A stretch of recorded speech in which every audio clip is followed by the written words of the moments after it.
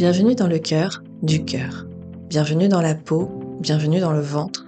Bienvenue là où ça bat et ça vibre. Bienvenue là où ça frissonne. Bienvenue là où personne, ni moi, ni vous, n'a l'habitude d'aller. Bienvenue là où les choses essentielles, les traits de fusain, les traits de pinceau, les traits de crayon, les mélodies de soleil et de pluie, les chansons, les poèmes, les romans, les aquarelles, les symphonies, les requiems, les photographies et les gravures, et les sculptures et les chorégraphies, là où la danse, les images, les mouvements, là où les films et les sons, là où tout, finalement, tout ce qui nous chavire et nous illumine, naît, là, précisément, en coulisses, derrière le rideau, dans les veines, entre les lignes, dans l'ADN, et même plus loin que ça. Bienvenue dans la trame, avec un accent circonflexe. Trame, T-R-A, accent circonflexe, M-E. Une trame avec l'âme, c'est-à-dire ce qui raconte pourquoi. Pourquoi, comment, un matin de tornade intérieure, on a fait ça. Pourquoi on a créé et comment on continue. Quelle force nous pousse. Qu'est-ce qui nous anime. Qu'est-ce qu'on veut dire, faire, raconter. Voilà, la trame, c'est ça. Je m'appelle Alison Migori, je suis photographe. Dans la trame, je cherche à comprendre ce qui dicte nos trajectoires. Mes invités sont des artistes, des femmes, des hommes qui créent. De mon côté du micro, j'explore leurs lignes de traverse. C'est doux, vous verrez. C'est surtout fou. Allez, on y va. Bonjour Marine. Salut Alison. Je suis ravie de t'accueillir dans cet nouvel épisode de podcast. Je suis un petit peu rouillée parce que ça fait quelques semaines, mois, que j'ai pas eu l'occasion d'enregistrer un épisode avec un créateur ou une créatrice. Mais écoute, je suis absolument ravie de t'avoir avec moi aujourd'hui. Dis-moi, comment est-ce que tu vas vraiment? Comment tu te sens là maintenant tout de suite? Je pourrais dire enfin que ça va. D'habitude, j'aurais hésité à cette question-là, enfin pour donner ma réponse. Je suis ravie aussi de participer grâce à toi à ma première expérience de podcast. Euh, c'est un petit challenge quand même pour moi, du coup je vais essayer d'être la plus vraie possible et de te suivre dans cette aventure. Trop bien. Merci pour ta confiance en tout cas. Euh, Est-ce que tu peux nous raconter un petit peu qui tu es avant de parler de ton travail et de ce que tu crées? Est-ce que tu peux te présenter? Oui, je vais essayer Sans parler euh, de mon de travail, ton travail. forcément. Ok. Qui je suis? Enfin non, c'est pas difficile, c'est juste que tout passe par mon travail, donc de revenir à la base. C'est Euh, toujours, je crois, le propre des créatifs. c'est vrai, c'est ce qu'on dit. C'est quoi tes hobbies? Qu'est-ce qui anime ton quotidien si c'est pas lié à ta création? Alors si c'est pas la création ou en tout cas mon travail, c'est toujours de l'action.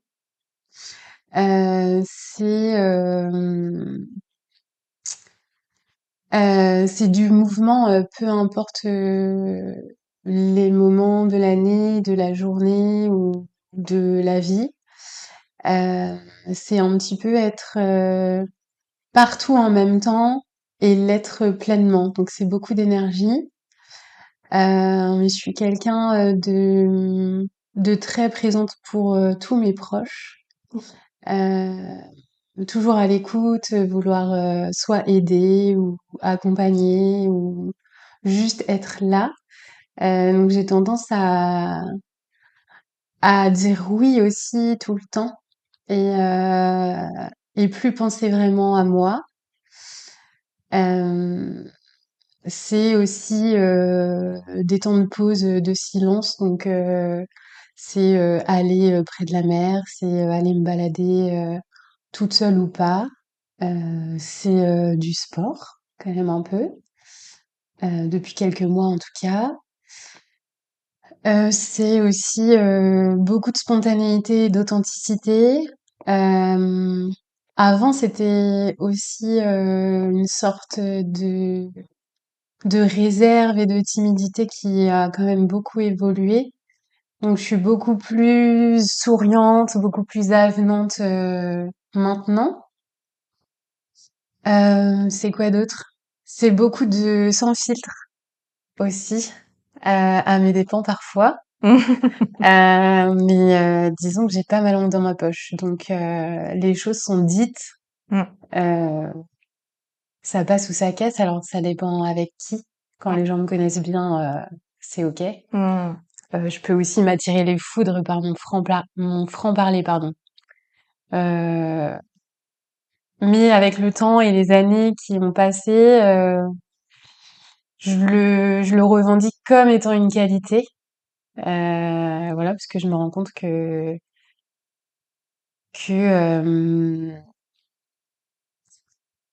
qu'il y a toujours une partie des cases que je ne remplis pas. Donc j'estime que c'est une qualité justement d'être, comme je suis et en fait, celui à qui ça ne plaît pas, eh bien, tant pis pour lui. Et je trouve ça absolument merveilleux. Voilà. Merci Marine de te livrer dès le départ avec autant de sincérité Ouais. euh, de ce que je sais de toi. Alors, je n'ai pas préparé cette interview, donc je suis en roue libre. En plus, on est un vendredi soir. C'est Fin de vrai? semaine, fin de shooting, fin de C'était plein une de grande choses. journée. Bon, voilà. On sera indulgent.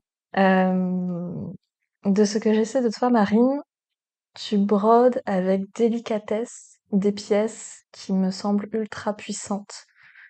Tu tisses avec du fil d'or des histoires à travers de la matière qui, a priori, ne se brode pas et pourtant tu crées des pièces uniques, des œuvres, euh, avec du bois, avec des fils dont les noms m'échappent, mais je te laisserai peut-être en parler. Euh, et le tout avec un, un véritable amour, je trouve, du geste et c'est impressionnant de patience pour une personne qui n'en a pas beaucoup. Euh, J'en ai pas beaucoup non plus dans la vraie vie, hein. et, euh, et je trouve que ton travail est un voyage quand on prend le temps de le découvrir et je suis persuadée que tu sauras le décrire encore mieux que moi avec tes mots. Alors Marine, à partir de ce que je sais et de ce que je ressens surtout finalement de ton travail, Mm. est-ce que tu peux parler de tes créations, de ton travail, Oui, de ce que tu fais tous les jours, ou presque? ou presque. Waouh, alors c'est une description de mon travail assez comment dire? Improvisé. Improvisé. Disons que j'écoute pas. Enfin, c'est difficile. Non, c'est pas difficile.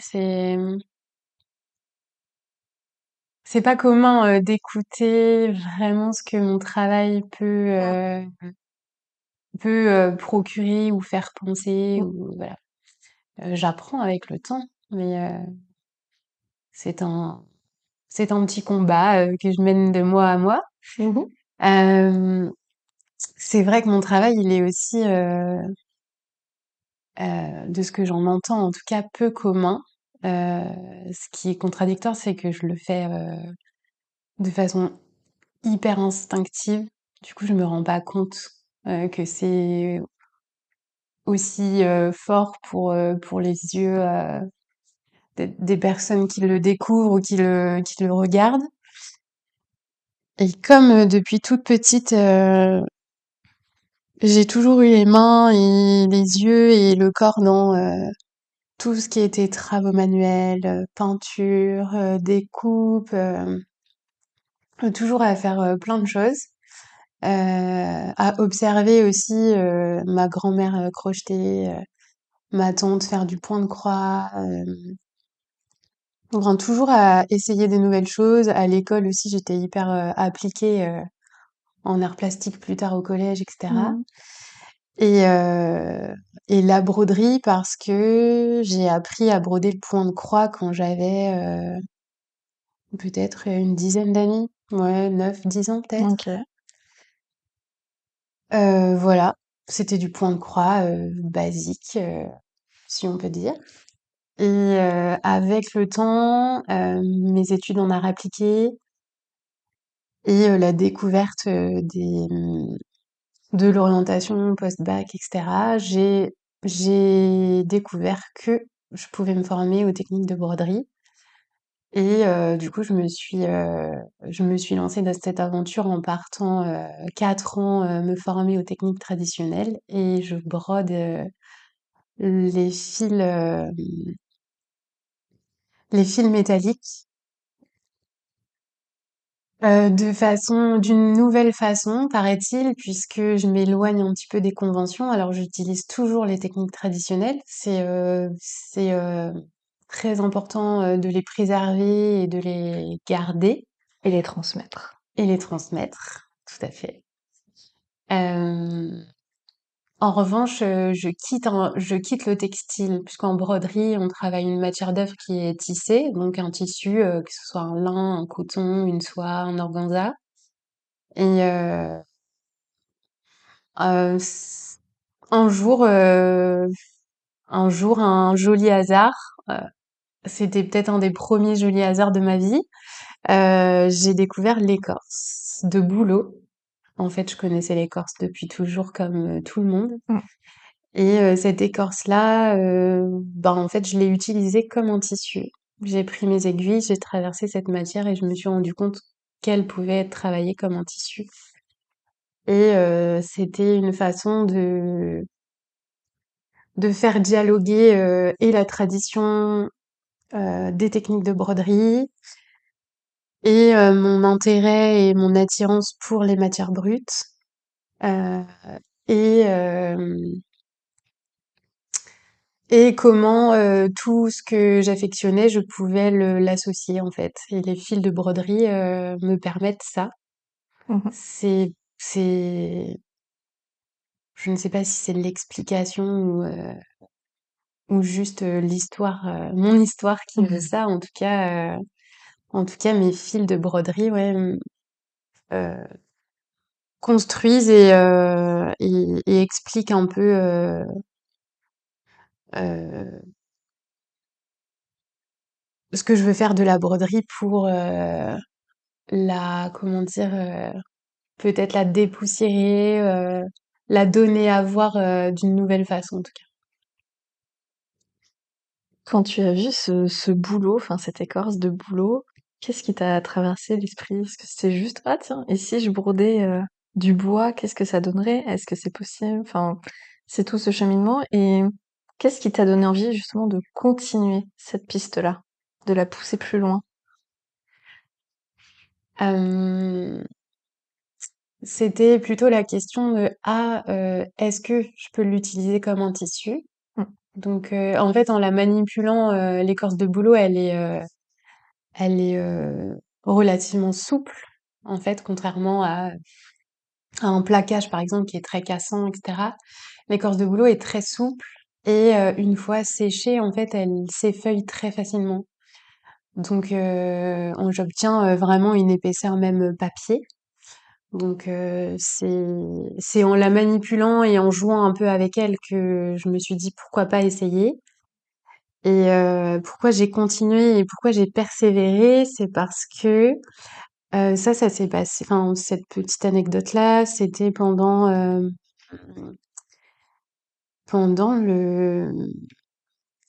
mes deux premières années d'études après le bac, Mmh. lorsque je passais le brevet des métiers d'art. Et donc, mon projet de diplôme de petit mémoire, c'était justement, je savais que je voulais broder autre chose, mais je savais pas. Donc cette écorce, elle est un peu arrivée là comme ça pour me conduire à ce que je voulais faire finalement. Mmh. Et il y a il y a une remarque gentille, hein, mais que j'ai reçue une fois et qui m'a dit attention, avec tout ça, tu t'éloignes un petit peu des attendus du diplôme. C'est une question que j'allais te poser. Est-ce que c'est justement un travail que tu as présenté pendant tes études et Mm. justement que ça cochait forcément moins les cases? Est-ce que ça a surpris? C'était quoi les réactions un petit peu C'est ça. de tes professeurs qui, j'imagine, je devine, peut-être formation un peu classique de la broderie? Mm. On n'explore pas trop des matières. Pas du tout. Ouais. C'est ça. Alors j'ai envie de dire, il y a une partie du corps enseignant qui me suivait. Euh, c'est d'ailleurs ce qui m'a porté jusqu'à la fin avec plus ou moins de difficultés quand même. Et une partie justement de personnalité aussi plus conventionnelle et qui me mettait, pas qui me bloquait, mais qui me freinait peut-être justement parce que je sortais des cadres Hmm. et que je brodais pas un organza de soie, quoi. Et c'est curieux parce que j'avais jamais fait ce rapprochement-là. Mais je pense effectivement que comme c'était quand même cette personne, une personne importante dans l'établissement et Et dans l'univers dans de la l'univers, broderie. voilà. Il fallait quand même avoir son accord. Mais là, je l'avais pas. Donc je Hmm. pense que c'était un peu une façon un peu déguisée de prouver que bah, si on pouvait faire autre chose avec la broderie, tout en respectant les techniques, les gestes, les Hmm. fournitures, etc. euh, mais que je pouvais l'amener ailleurs, quoi. Et justement, cette personne ne m'a jamais dit que j'avais réussi. Mais elle a Euh, pas dit que tu avais tort. Ou voilà, raté, c'est en ça. tout cas. Donc j'ai quand même continué et du coup cette écorce de boulot, encore aujourd'hui, elle est omniprésente en fait parce que j'arrive Tu pas à... travailles que l'écorce de bouleau ou tu as testé d'autres types de bois, J'ai enfin testé d'écorce? pour les écorces, non, je suis restée que sur le boulot. Ok. En revanche, pour les essences de bois, je les travaille, mais quand déjà quand déjà la matière est préparée et en fait j'ai des plaques de plaquage. Donc là, la matière est déjà travaillée, préparée, coupée, etc. Euh, donc ça me permet aussi de quitter la matière brute plutôt, Mm. et d'avoir un autre support mais qui est toujours végétal. Ok. Ouais. Comment tu te présentes quand tu dois te présenter, je sais pas, à quelqu'un pour la première fois? Comment tu te présentes? Est-ce que tu es brodeuse? Est-ce que tu es artiste? Est-ce que tu es, je sais pas, chercheuse en broderie? Euh, je me présente comme brodeuse parce que c'est mon cœur de métier et que c'est le savoir-faire que je veux porter plus loin. Euh, la réflexion quand même est menée puisque la frontière est quand même très fine entre l'artisanat d'art et enfin la part artistique. Mmh. C'est un gros sujet qui me demande beaucoup de réflexion et finalement, est-ce qu'on doit faire la différence? Je suis peut-être pas sûre. Du coup, ça me va bien de dire que je suis brodeuse d'art Mmh. et que mes matières d'art sont brodées, euh, parce que aussi j'assume pas encore la dimension artistique de mon L'étiquette travail. artiste. Ouais. Du coup, artisan d'art, ça me va bien parce que aussi je maîtrise Mmh. mes gestes. Ouais. Tu crées tes pièces 100% toute seule. Ouais. T'as pas d'assistant. T'as Non. des stagiaires de temps en temps, je crois, mais Oui, oui, j'accueille des très stagiaires ponctuellement. une à deux fois par an, ça Mmh. dépend. Donc, en général, les stagiaires m'aident à la réalisation de certaines pièces ou à continuer la partie plutôt recherche et développement. Mais sinon, toute l'année, ouais, je suis toute seule Et, euh, et ça me rassure de me dire que je suis avec mes petits outils, mes petites matières et que je suis artisane d'art. Mm. Voilà, un jour peut-être, je réfléchirai un peu plus loin, mais pour l'instant, ça me va bien. Et je crois que c'est l'essentiel en tout cas. Euh, Est-ce que quand tu étais plus jeune, tu t'es dit que tu pouvais en faire ton métier? Est-ce que Là, ça t'a comme ça. paru absolument naturel que tu pouvais broder toute ta vie, et que c'était ça que tu ferais toute ta vie, ou pas? Ou est-ce que tu rêvais d'autres métiers? Est-ce que tu avais d'autres pistes? Alors, je ne sais absolument pas Ok. ce que j'ai pu imaginer ou penser. Euh, je voulais réussir enfin, ces diplômes, ces formations et partir avec le fameux petit bout de papier Hmm. et me dire que j'avais réussi. Euh, je sais absolument pas si j'avais pensé broder toute ma vie. Ça vraiment. Non, mais ne serait-ce qu'en faire son métier. Tu vois, est-ce que c'était quelque chose d'imaginable pour la petite Marine? Oui, oui, oui, je pense parce que quand même un peu déterminée dans tout ce que je fais. Il y avait peut-être une partie de moi, oui, qui se disait ça fonctionnera plus ou moins vite. Et il y aura forcément il y avait quelque chose à faire et je voulais le tenter. Hmm. Euh, j'avais pas, je pense que je conscientisais pas à ce moment-là. Voilà, j'étais en études. C'était quand même sympa d'être étudiante près de La Rochelle, etc. J'avais pas conscience du après, je Ok. pense aussi.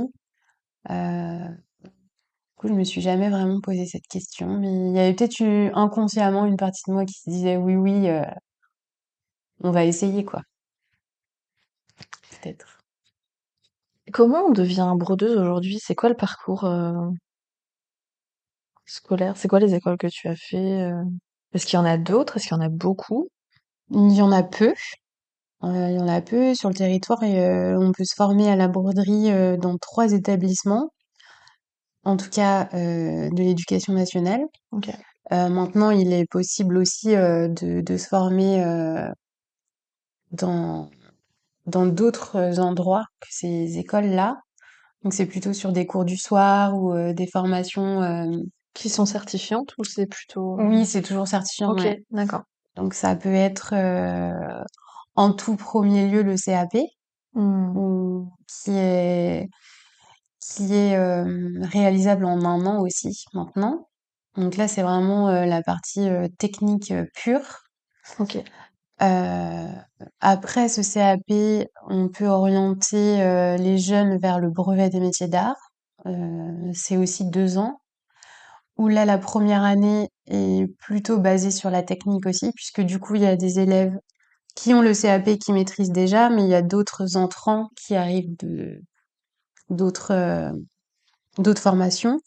Donc la première année est vraiment On ciblée pour reprend la les bases. technique. Voilà, on Ouais, reprend les ok. bases. Et la deuxième année, du coup, c'est ce mini mémoire où chacun travaille sur un projet Ok. personnel selon selon ses envies, selon ses états d'esprit et ce qu'ils ont envie de défendre aussi. Et du coup, c'est une année de travail où on va réfléchir à comment développer un univers, comment et où appliquer les dessins et les broderies. Voilà, ça reste fictif la plupart du temps, mais c'est Hmm. dans le but d'être réalisable. Et à la suite du brevet des métiers d'art, alors pour moi, ça a été le diplôme des métiers d'art, qui est un bac plus 2 en 2 ans. Maintenant, c'est le DNMAD, qui est en 3 ans. Et là, c'est aussi un projet perso, mais qui est plutôt dirigé vers De l'expérimentation, de la recherche et développement, appliquée, au design, à l'espace, à l'objet ou à d'autres applications. Ça va être vraiment, plus de la recherche, toujours, basée sur la technique, mais qui va ouvrir plus de portes et chercher à marier la broderie aussi avec d'autres, et savoir-faire et domaines d'application. D'accord. Comment tu... J'ai plein de questions. Comment tu qualifies ton univers? Est-ce que t'as déjà posé des mots sur ton univers? Qu'est-ce que tu ressens, toi, de tes pièces que tu crées? Ouais, je te pose les pires questions, je pense, aujourd'hui, en plus. Hem, Non seulement on improvise, mais en plus, mes questions, je me rends compte qu'elles sont vraiment pas faciles. hem, comment je peux définir ça? Moi, je réfléchis à comment je parle à un public connaisseur ou pas. Ouais. Je décris souvent mes panneaux muraux comme un clin d'œil à la haute couture. Parce que technique oblige et façon de travailler rigoureuse, précise, etc. C'est quand même un travail de petites mains et de précision, euh, mais en quittant les conventions. Euh, donc c'est toujours cette histoire de faire vivre et de préserver euh, les techniques que toutes les brodeuses connaissent, et à la fois d'éveiller au regard de tous ce que peut devenir la broderie, quoi. Mmh. Euh, c'est pas vraiment un univers, c'est plutôt des choses qui sont ancrées en moi et que je veux quand même défendre. Mmh. Alors, Oui, bah, c'est vrai que enfin, on parle de broderie depuis tout à l'heure, mais on n'a pas vraiment dit sur quel support tu travaillais. c'est vrai. Tu brodes pas des vêtements, tu brodes pas des aprons, enfin, l'image de la broderie qu'on pourrait Mm, se faire. Tu crées vraiment des tableaux muraux que tu encadres, que tu accroches sur un mur. c'est ça. Oui, ça quitte l'application souple qu'on connaît, voilà, Mm. du textile, du vêtement, du linge de maison, du coussin, du voilage ou du rideau. Et c'est vraiment pour, comment on pourrait dire, habiller un intérieur et rendre beau aussi un espace, puisque Mm. du coup mes broderies sont pensées pour recouvrir des surfaces. Ok. Donc mes surfaces sont brodées et c'est pour ça que je dis panneaux parce que c'est des éléments décoratifs à poser au mur Mm. ou en suspension sur un luminaire. Ça peut aussi être un intérieur de coffre à bijoux.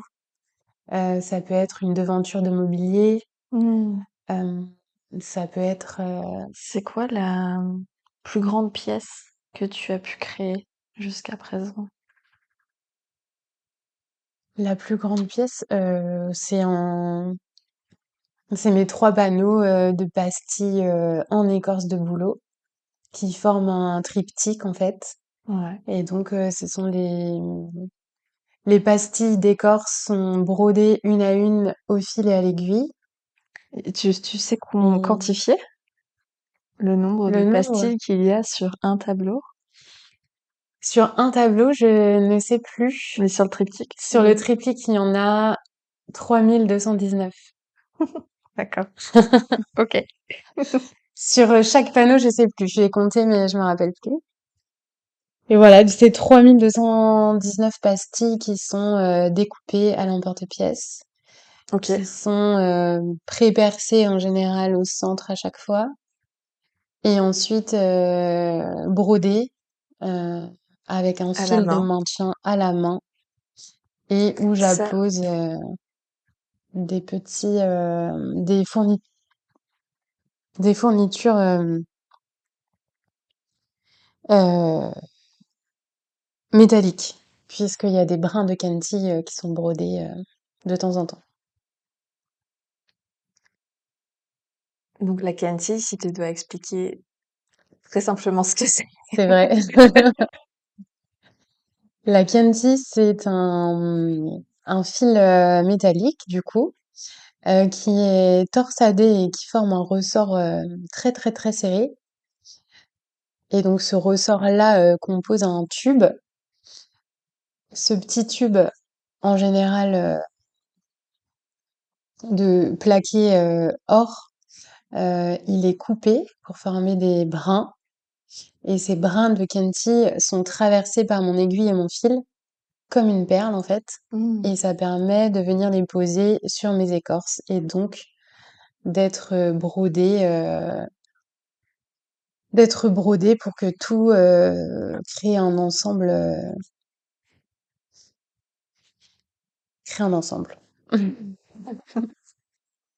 Est-ce que dans son ensemble, euh, alors déjà, première question, est-ce que, je me doute de la réponse, mais si on peut explorer un petit peu tes expérimentations, est-ce que tu as déjà essayé de broder d'autres matières, d'autres matériaux? Est-ce qu'il y en a qui t'ont peut-être plus interpellé que d'autres? Est-ce qu'il y en a que t'as gardé dans un coin de ta tête? Ou est-ce qu'il y en a, tu t'es rendu compte que c'était catastrophique et c'était pas possible? Oui, oui, oui, j'ai essayé de broder autre chose que l'écorce. L'idée surtout aussi de tout mon travail, c'est de dialoguer avec d'autres corps de métier Mm. pour connecter et les matières et les savoir-faire et les artisans d'art entre eux. Donc ça m'a conduit vers euh, les artisans de la céramique. Ça m'a aussi amené à la rencontre de d'artisans verriers et d'ébénistes évidemment puisque le bois fait partie de mes fournitures à broder. Euh, Là, c'est encore des choses qui sont en expérimentation, mais le but étant d'associer aussi la broderie avec la porcelaine, par exemple, Mhm. euh, pour créer cette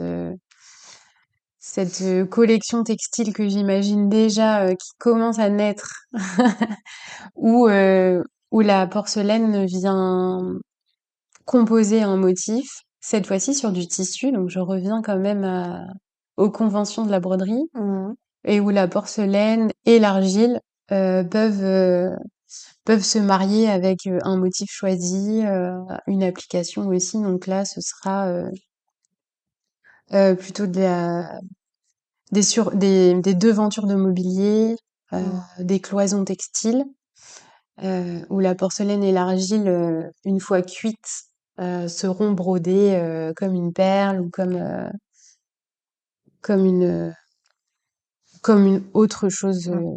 du domaine de la broderie. Et le verre aussi s'est présenté à moi, j'allais dire par hasard, mais finalement pas du tout. Euh, et le verre aussi permet mille choses, c'est-à-dire que la broderie là est, la broderie devient invisible dans le sens où mes pièces brodées et le verre s'associent à la cuisson et ces deux éléments n'en deviennent qu'un à la sortie du four. Le, le fil n'a pas fondu à la cuisson. Il est Non. resté. Ok. Alors, ils ne font pas, il disparaît en partie, Ouais. et en disparaissant, le fil de broderie vient marquer le verre. D'accord. Ok. Et on revient encore à La trace, l'empreinte, un petit voilà, peu. Ok. la trace, l'empreinte, l'effet du temps qui peut pas abîmer cette Mm. trace-là. Euh, et c'est encore cette, comment dire? pas un clin d'œil, mais cette force du savoir-faire que je veux préserver et surtout pas oublier, quoi. Mmh. C'est des nouvelles matières à broder qui viennent, en fait, consolider la matière souple qu'est le fil, finalement. Oui. C'est ça, je n'ai jamais dit ça, mais en fait, j'aurais dû prendre un carnet et noter. Noté, bah, tu pourras réécouter l'épisode et reprendre des Voilà, notes c'est ça. ensuite pour t'inspirer, pour écrire sur ton travail en tout cas, mais c'est Exactement, hyper voilà. intéressant, c'est Mmh. génial. Sachant que rien n'est préparé, alors encore plus aujourd'hui, mais effectivement les épisodes ne sont jamais préparés en amont. Je n'envoie pas une liste de questions en amont. Mmh.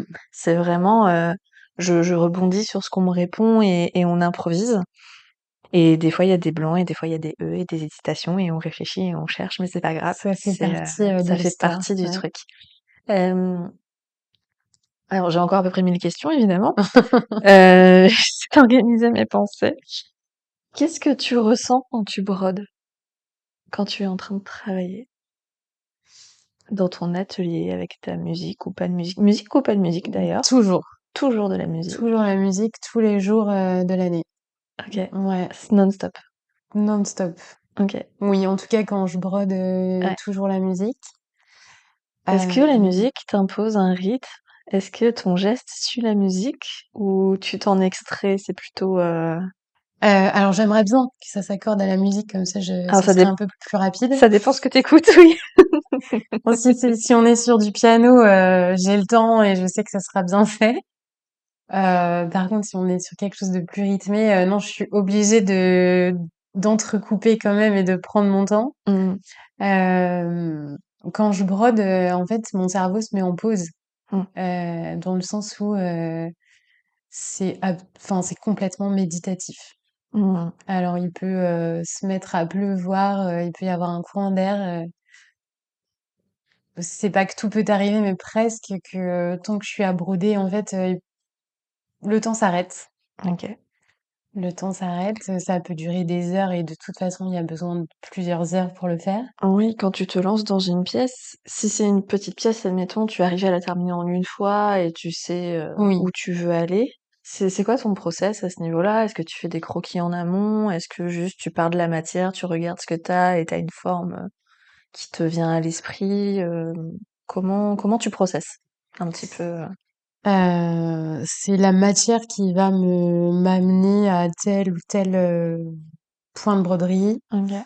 C'est la matière qui va composer, en fait, soit le carré ou le rectangle ou l'espace, que j'ai envie de combler sur, ce que je suis en train de faire. Le dessin, ça n'a jamais été mon truc, donc je ne prends jamais de crayon, Jamais de notes, jamais de mesures, jamais, jamais, jamais. OK. Alors je vais mesurer, si, parce que voilà, il faut quand même respecter des dimensions, et Ouais. cetera. Hem, mais en revanche, dans l'espace, où je dois composer ma broderie, c'est vraiment, comme ça au feeling. OK. C'est, C'est la matière qui te dicte, «la ligne à suivre» entre guillemets, c'est ça. Si mon écorce, elle est, plus ou moins épaisse à un endroit, je sais que là, je vais pas passer beaucoup de fois mon fil. Mmh. Si, à 2 centimètres à côté, c'est un peu plus fin, là, je sais que je vais densifier plus mes fils, Mmh. parce que ça sera plus facile à traverser avec mon aiguille. OK. Mais ça va dépendre, et comme aucune écorce ne se ressemble, Oui, tu fais que des pièces uniques. oui, OK. ouais. Tu as eu une belle activité, je crois, récemment, en termes d'actualité, d'exposition. Est-ce que, bah, déjà, est-ce que tu peux nous en parler? Et aussi, est-ce que tu t'es dit, que tu allais exposer ton travail un jour? Est-ce que c'est un truc qui te faisait envie, rêver? Ou alors, tu eu l'opportunité et bah, tu allais? Heu, J'avais très peur d'exposer, OK. c'était même quelque chose qui a été, inatteignable, vraiment, j'ai toujours gardé, tous mes échantillons, toutes mes broderies dans des tiroirs, bien bien à l'abri de la lumière et des regards, je crois. Mmh. Alors exposer mon travail, c'était de l'ordre de l'impossible, vraiment. Et bah comme quoi, ne jamais dire jamais. Et finalement, avec le temps, ouais, je crois qu'il y a que le temps qui a fait que j'ai osé candidater à tel ou tel euh, événement. Et c'est vrai que il y a encore quelques semaines, j'étais en plein cœur de Paris, au Jardin du Luxembourg. Et j'ai eu la chance énorme de présenter mes broderies au pavillon d'Aviou.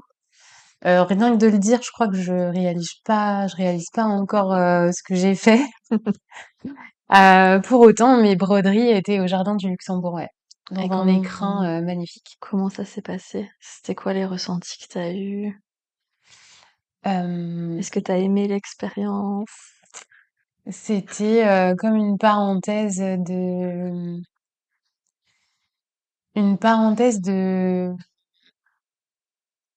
de show en fait. Parce que déjà c'est une organisation énorme. Mmh.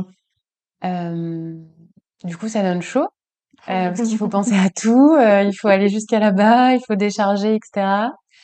De chaud aussi parce que ça réchauffe le cœur de voir les gens rentrer dans ce pavillon là et euh, et en fait leur réaction a été absolument enfin je cherche le mot.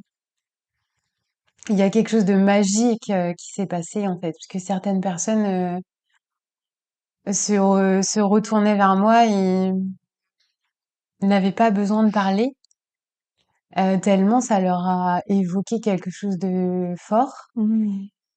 Et alors, c'est ça, il y avait un truc impalpable et juste un merci, j'avais compris que ils avaient compris, quoi. C'était vraiment,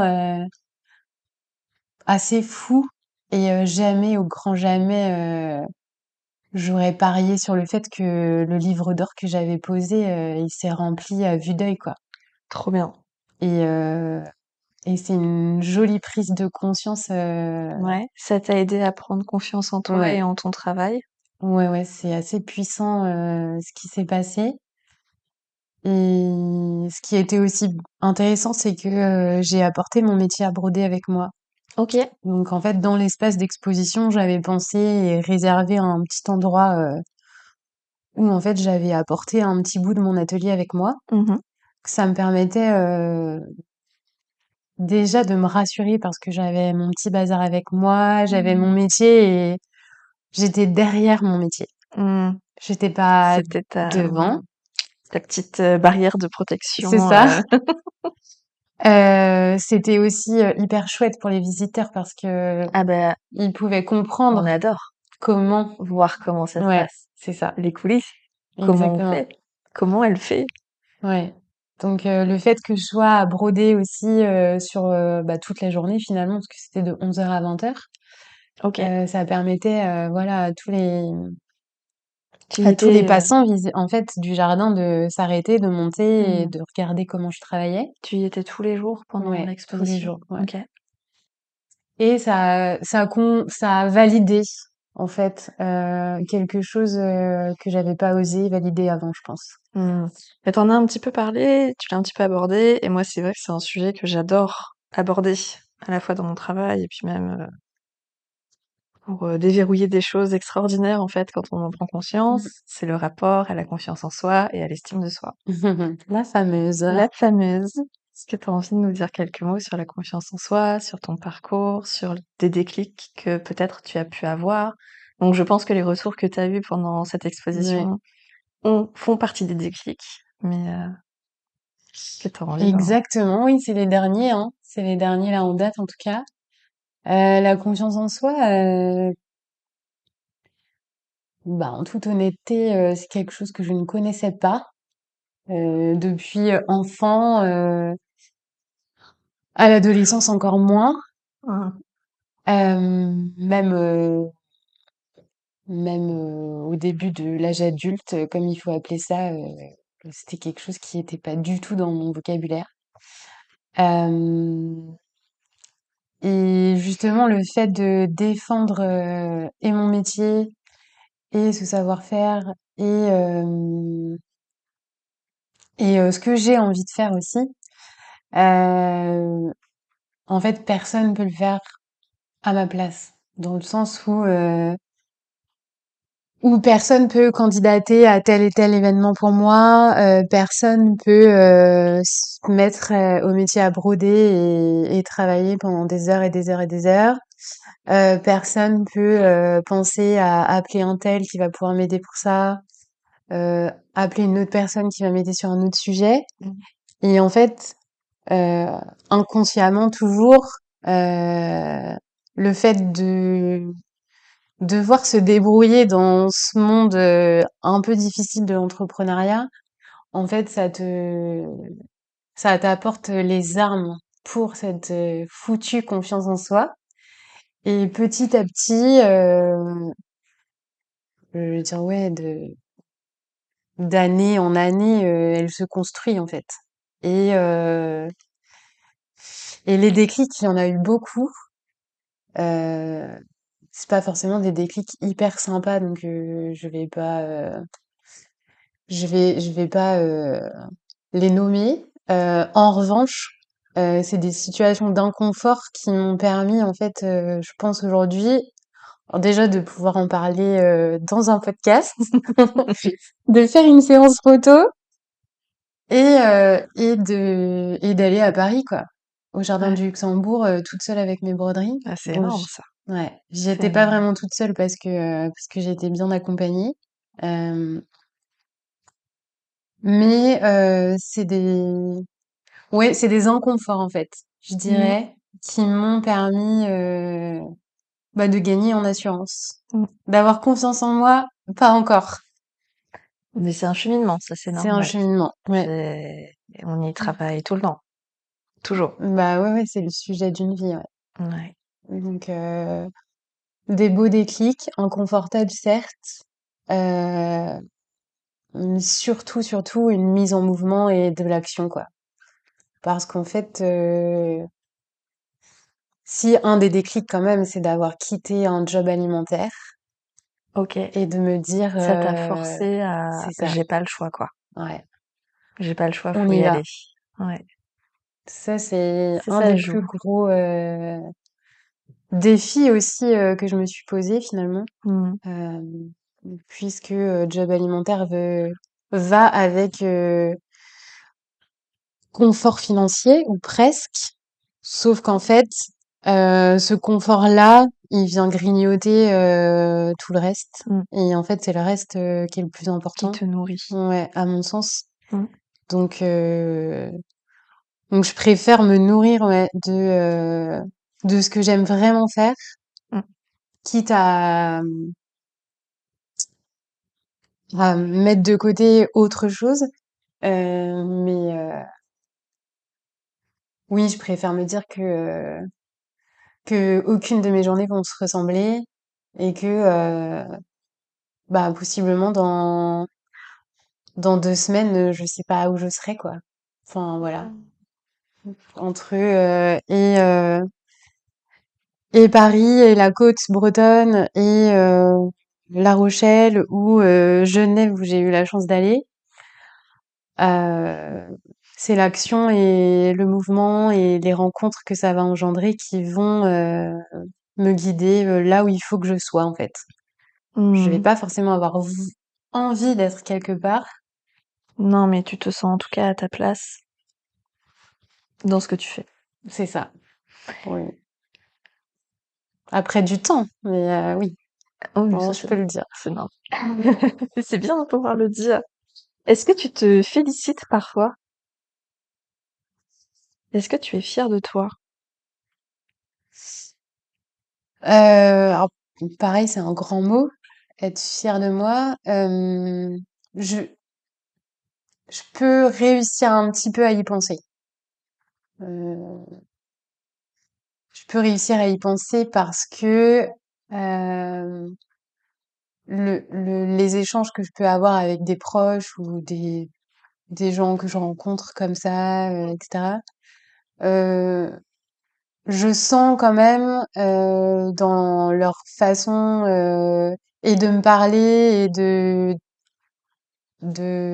m'écouter quand j'explique mon travail, ce que je fais, les journées à rallonge, les semaines de 7 jours, etc. Je me rends compte quand même que j'ai une belle énergie pour essayer de tout faire. J'arrive à tout faire, Mm. plus ou moins bien, ça dépend les missions que j'ai. Broder, c'est évident, communiquer, c'est moins facile. Mais du coup, quand je vois, euh, c'est difficile à expliquer. C'est difficile à expliquer, mais je comprends en tout cas que tout le monde n'est pas capable d'essayer de faire vivre son entreprise, d'essayer de vivre juste vivre, euh, d'avoir aussi un peu de temps pour soi, Mm. juste de manger, de payer ses factures et d'être quand même content de se lever le matin. Mm. Euh, et quand je comprends dans les yeux des gens ou dans leur étonnement, là je me rends compte effectivement je fais quand même pas mal de choses. Euh, et du coup je coche des cases petit à petit. Alors je suis pas hyper fière de moi, je pense que ça n'arrivera pas. Euh, mais je me valide à moi-même des petits trucs. Et du coup, ça contribue à ce début d'être fier de soi. Mais pour moi, c'est un peu comme la confiance en soi, quoi. Je, j'y arriverai jamais, peut-être. Euh, mais je confirme des petites choses quand même, ouais. Et, euh, et puis, bah, faut le dire, ça fait du bien, en fait. De se dire, ouais, t'as réussi ça, t'as fait ci, t'as fait ça. Bon, aujourd'hui, t'as pas bossé sur ce sujet, mais tu le feras demain. On a le droit de s'applaudir et de Exactement. savourer le Ouais. chemin parcouru et toutes les petites victoires, Les petites victoires. quelles qu'elles soient. Exactement. Ça peut être juste réussir à se lever le matin, Rien que ça. hein. Rien que Rien que ça. ça, ou d'aller marcher 10 minutes, ou de boire 2 litres d'eau par jour, en fait. Mm. Qu'est-ce qui te Les fait petites du victoires. bien au quotidien? C'est quoi tes petites routines? Je te pose la question parce qu'on en parlait tout à l'heure. Les petites routines, surtout la routine, c'est que j'ai la chance d'être à 10 minutes de la mer, donc c'est la Mm. baignade. Alors quotidienne, j'adorerais. Euh, le plus souvent possible, c'est une baignade le matin, Ok. Toute saison. toute saison, toute Sans saison, combinaison. sans combinaison. C'est trop c'est très très important à Sans souligner. combinaison, mais sur la plage de tous mes souvenirs d'enfance. Donc en fait, c'est un shot d'air iodé, c'est un shot de fraîcheur et un reset nettoyage, comme on a Mm. dit. Comme on a dit, le Voilà, donc nettoyage quotidien. c'est ça. Ok. Quotidien ou en tout cas chaque Presque. dimanche. Ouais. Ouais. Qu'est-ce qui, qu'est-ce qui t'inspire? Ce qui m'inspire, le silence. J'écoute tout le temps de la musique, mais le silence bah, d'une balade à la mer ou un temps de pause. Mm. Un temps de pause sans forcément le calme absolu, mais poser le cerveau, quoi. Ça, c'est indispensable. Alors, c'est pas vraiment une inspiration, mais ça y contribue. Mm. Euh, et ce qui m'inspire, c'est Les oiseaux? ah, les oiseaux, oui. Oui, oui, les oiseaux, ça peut. Ça peut, mais les petits potes, là, Je dis ça parce qu'il y a des petits oiseaux, là. ouais, ils sont juste à côté. Oui, oui, oui, c'est mes petits copains, mes petits potes du quotidien. Mais ce qui m'inspire, bah, la musique, en fait. Tout simplement, il n'y a pas une journée qui passe sans musique, ça Mmh. c'est sûr. C'est quoi tes prochaines étapes pour toi? Tes prochains projets? Les prochains projets, bah, il y en a un en cours, c'est la transmission, parce que j'ai la chance et l'honneur de travailler avec mes anciens professeurs Mmh. dans l'école où je me suis formée. Donc j'enseigne depuis quelques mois aux élèves de CAP et de BMA dont je te parlais tout à l'heure. Mmh. Donc c'est quelque chose d'important qui prend un peu de temps aussi. Ouais. En revanche, ça va pas durer toute la vie. Euh, En parallèle, c'est occuper un atelier dans un bel endroit. Mmh. C'est quelque chose qui arrivera là tout bientôt. En courant 2026, ce sera encore mieux. Ça, c'est un projet aussi important d'avoir mon espace de travail entouré de belles personnes et dans une jolie ambiance. Mmh. Euh, Il y a des expos qui arrivent aussi. En Bretagne cette fois, donc je vais rester entre Erquy, Dinan et Vannes OK. pour cet automne. Et un joli projet aussi, un défi perso que je me suis lancé, mais qui est un petit peu secret, mais qui commencera début OK. 2026 aussi, toujours pour la broderie, c'est évident. Mmh. Euh, on verra comment en parler plus tard. Quand ce sera le moment. C'est ça. Merci Marine pour toute ta sincérité dans notre échange. Le temps est passé extrêmement vite. Tu sais depuis combien de temps on discute? Non. Ça va faire 1 heure. Ok. J'ai 1 heure d'enregistrement. D'accord, moi j'ai l'impression que c'était il y a 10 minutes. Parfait. Une dernière question, je clôture toujours par cette même question les podcasts. Pour toi, Marine, quelle est ta définition de la liberté? La définition de la liberté, Pour toi, c'est quoi la liberté? bien c'est un peu tout ce que j'ai raconté là. C'est la liberté de faire ce qu'on a envie, enfin ce que j'ai envie. Autant de travailler 3 jours, 3 jours, 3 semaines, 7 jours sur 7. Mmh. Et en fait, de temps en temps, prendre un week-end, un mercredi, un jeudi, par exemple. Mmh.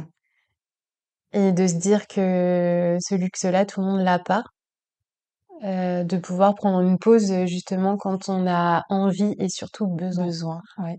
Euh, et cette liberté-là, à mon sens, c'est la plus précieuse, quoi. Merci Marine. Merci beaucoup, Alison. Ça a été? Ça a été, oui, oui, ça a été.